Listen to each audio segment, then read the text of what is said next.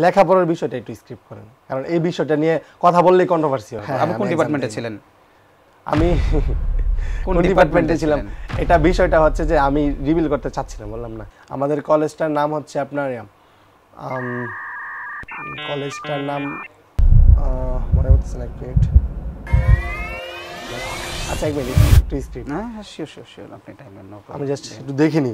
আচ্ছা আপনি কোন ইউনিভার্সিটিতে ভর্তি হয়েছিলেন বলুন তো, যেখান থেকে আপনি লাস্ট অনার্স সেকেন্ড আচ্ছা ইয়ার? লেখাপড়ার বিষয়টা একটু স্ক্রিপ্ট করেন, কারণ এই বিষয়টা নিয়ে কথা বললেই কন্ট্রোভার্সি হয়। মানে মানুষ চায় আমি কিছু একটা বলি, তো এটাকে বললে এটা নিয়ে মানুষ এটা নিয়ে কন্ট্রোভার্সি হয়ে যায়, এটা হয়ে যায়। আপনি একটি প্রশ্ন থেকে সব সময় পালিয়ে বেড়ান, সেটা হলো আপনার শিক্ষাগত যোগ্যতার বিষয়টি নিয়ে। আসলে এটার কারণ কি? এটা পালিয়ে বেড়ায় না, এটা হচ্ছে একটা ইন্টারভিউর ভিতরে একটা হচ্ছে যে আপনার একটা কন্ট্রোভার্সি হয়েছিল। বিষয়টা হচ্ছে কি, আমরা যারা ইনফ্লুয়েন্সার, আমরা যারা সোশ্যাল মিডিয়াতে কাজ করি, তারা দেখবেন মুখ দিয়ে যদি একটা মানে যে কোনো একটা ওয়ার্ড বের হয়, সেটা কিন্তু ওটা ভুল হোক সঠিক হলে তো কখনো কন্ট্রোভার্সি হয় না।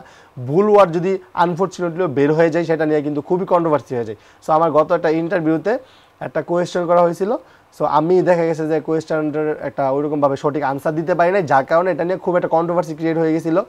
সো দেন তারপরে আমি আর কোনো ইন্টারভিউতে যাই না। আমাকে অনেক ইন্টারভিউ অফার করেছে, কারণ আমি মনে করেছি যে একটা নেগেটিভ সাইডে যদি আপনাকে নিয়ে নেগেটিভ সাইডে যদি একটা কন্ট্রোভার্সি হয়, যেহেতু আমি একজন বিজনেস করি, সোশ্যাল ইনফ্লুয়েন্সার, সো আমার বিজনেসে এটার ইফেক্ট পড়তে পারে, এই জন্য আমি আপাতত ইন্টারভিউতে যাচ্ছি। তাহলে এটা কারেন্ট স্ট্যাটাস কি? আপনি এখন কিসে পড়ছেন?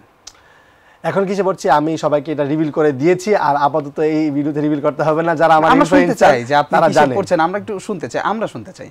আপাতত আমি স্টাডি থেকে বাইরে আছি, যেহেতু আমি বিজনেসে কাজ করতেছি, ইনফ্লুয়েন্সার হিসেবে, কন্টেন্ট ক্রিয়েটর হিসেবে আছি, সেহেতু আমি মানে এখন আমার লেখাপড়াতে সময় দিতে পারতেছি না। আমার মনে হচ্ছে লেখাপড়া থেকে সময় দিতে থেকে বেশি আমি আমার বিজনেসে ফোকাস করলে আমি ফিউচারে ভালো কিছু করতে পারবো, ওই জন্য আমি লেখাপড়ার বাইরে আছি।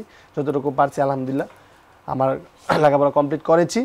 দেন আমি এখন তাহলে আপনি সর্বশেষ কি পর্যন্ত পড়াশোনা তাহলে করলেন? মানে আপনার সর্বশেষ এখন মানে আমি ওই যে ইন্টারে অনার্স সেকেন্ড ইয়ার ওঠার পর আমি এক্সাম দিইনি, এটাই।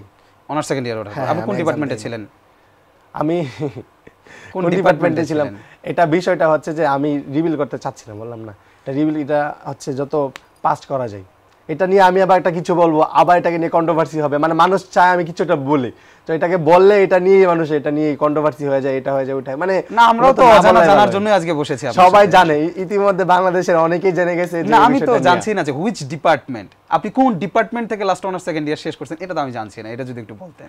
সেটা হচ্ছে যে আমি বললাম তো, এটা নিয়ে আসলে বলা যাচ্ছে না আপাতত। কিছু বললে এটা নিয়ে আবার কন্ট্রোভার্সি শুরু হবে, আমি কন্ট্রোভার্সিতে যেতে চাচ্ছি না।